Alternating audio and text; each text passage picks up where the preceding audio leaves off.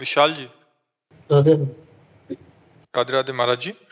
महाराज जी, मैं एक रेल चालक हूँ। महाराज जी, रेल चलाते समय इंसान और गाय आदि काफी बार ऐसा होता है कि जीव जंतु मर जाते हैं। महाराज जी, मन अशांत हो जाता है, क्षमा कैसे मांगे अभी? नहीं, उसमें आपका दोष नहीं है, क्योंकि वो कोई साइकिल नहीं है, मोटरसाइकिल नहीं कि उसको आप ब्रेक लगा के तुरंत रोक ले।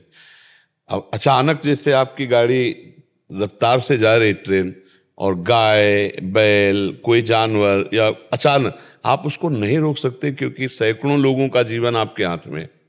हाँ, अगर वो आधा किलोमीटर दूर से दिखाई दे रही है तो हम प्रयास करें कि उसको कंट्रोल में कर सकते हैं, लेकिन अचानक सामने आ जाती है तो छोटी गाड़ी थोड़ी है, आप अचानक ब्रेक मारोगे तो हमें लगता है कि नुकसान हो सकता है, डिब्बे पलट सकते हैं। तो उसमें आपकी व्यवस्था है, आप कोई जानबूझ करके हत्या कर थोड़ी रहे।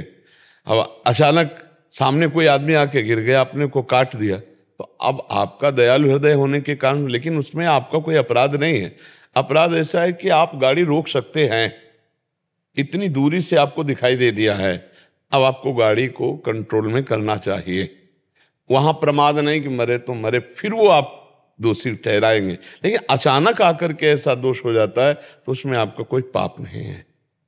जैसा हमें इस समय भगवान प्रेरित कर रहे हैं वैसा हम, अगर आप दूर से देख रहे हो, आपको जानवर दिखाई दे रहा है और आप गाड़ी को कंट्रोल कर सकते हैं, ट्रेन को कंट्रोल कर सकते हैं, तो आप उस समय कंट्रोल कीजिए, उसकी जान बचा लीजिए, उस समय प्रमाद ना होने पाए। और अब जब ये पता चल रहा है कि हम नहीं कर सकते इस समय कंट्रोल, तो फिर उसमें कोई दोष नहीं है, क्योंकि फिर संहार लीला भी उन्हीं की है।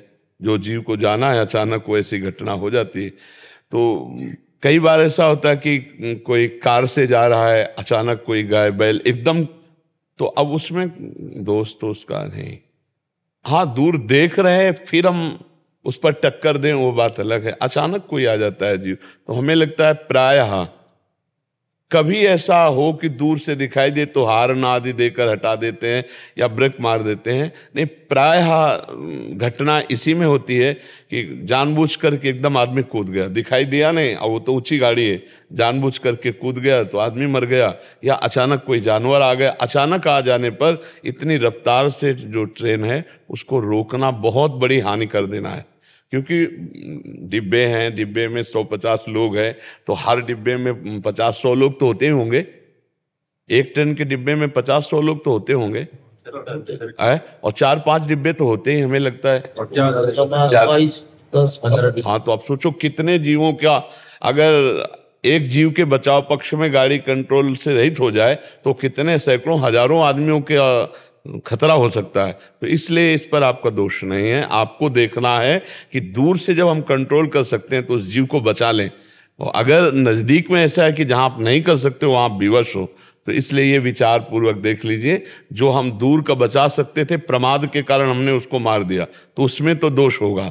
लेकिन जो हम बचाने की चेष्टा वाले हैं पर हम बचा नहीं सकते अब, क्योंकि इतना रफ्तार से गाड़ी और इतने जीव साथ में है, तो फिर उसमें कोई दोष नहीं। महर्षि, फिर भी मन की शांति के लिए और उस जीव की शांति के लिए यही विचार जो हम कह रहे हैं, इन्हीं विचारों को स्वीकार करो और कोई उसमें शांति। और वैसे भगवान नाम जपने का आपके पास बहुत बढ़िया अवसर है कि आप ट्रेन चलाते हुए यदि भगवान का नाम जप करें तो और मंगल रहेगा।